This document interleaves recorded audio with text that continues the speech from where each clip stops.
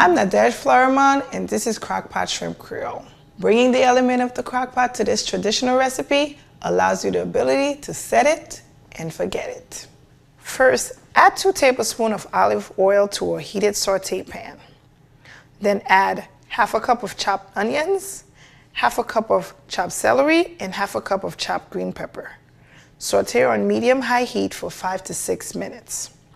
Then go over to your crock pot, add in 20 ounces of tomato sauce, and also add in your sauteed vegetables.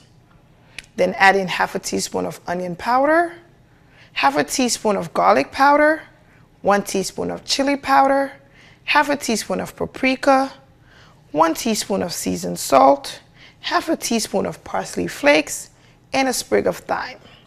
Cook on high for 3 hours, then add in 1 pound of peeled and deveined shrimp. Cook an additional 20 minutes. Your Crock-Pot Shrimp Creole is ready to eat.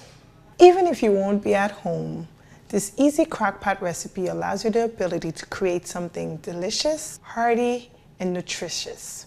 Enjoy!